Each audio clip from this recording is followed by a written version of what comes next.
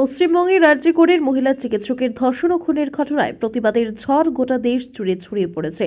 এবারে প্রতিবাদ জানিয়ে শুক্রবার কাটিগড়ার রাজপথ কাঁপালেন বিজেপি মহিলা মোর্চার নেতৃবর্গ সহ বেশ কয়েকটি মহিলা আত্মসহায়ক দলের সদস্যরা।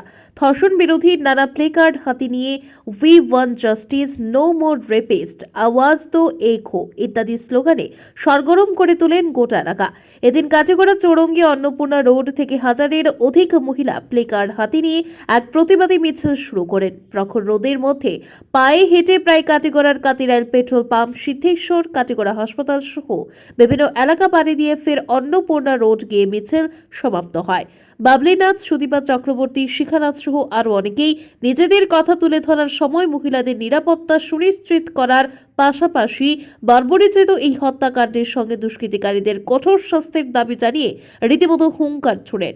বস্তুত এই দিন কাটিগড়ায় কলকাতার আরজিকর হাসপাতালে মহিলা চিকিৎসকের উপর পাশবিক অত্যাচার, ধর্ষণ ও হত্যার বেঞ্চের প্রতিবাদ করেন মহিলারা।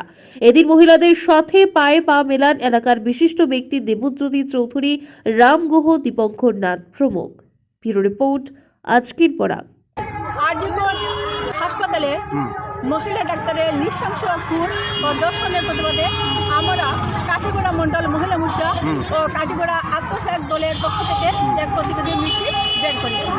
আমরা চাই নারীদের সুরক্ষা সুনিশ্চিত করতে হবে, আমরা চাই দোষীদের শাস্তি প্রদান করতে হবে, আমরা চাই আমাদের নারীদের উপযুক্ত বিচার করতে হবে এবং আমরা যেন প্রতিদিন রাস্তাঘাটে নিরাপদে হাঁটতে পারি, এটাই আমাদের কাম্য প্রসঙ্গ।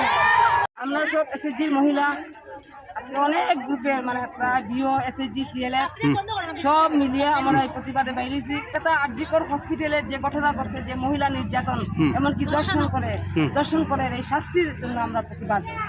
নারীদের উপর কেন এরকম অত্যাচার করা হয়, নারীদের অত্যাচারটা বন্ধ করার জন্য, নারীদের সম্মান রক্ষা করার জন্য। স্বাধীন ভারতে আমরা নারীরা পরাধীন, নারীরা কেন আমরা নারীরা পরাধীন, আমরা নারীদের সুরক্ষা চাই, আমরা নারীরা স্বাধীনতা চাই, নারীরা নির্ভয়ে চলতে চাই। আরজিকর হসপিটালের ঘটনার জন্য আমরা শাস্তির দাবি জানাই যে এই ঘটনাস্থলে যে মূল কাণ্ডকারী তার জন্য শাস্তি হয় এবং এই অতিসত্বর জন্য ফাঁসি হয় এবং আমরা ভারতের যে কোনায় কোনায় যে মহিলারা আছে তারা যেন সুনিশ্চিতভাবে রাস্তার দিকে চলাফেরা করতে পারে এবং মহিলারা আজকের দিন আমরা ভারতে জানি ছেলেদের সমতুল্য হয়ে আছে। তাই আমরা ছেলেদের যেরকম কাজ থাকে কর্মসংস্থানে থাকে সেইভাবে মেয়েরাও থাকে।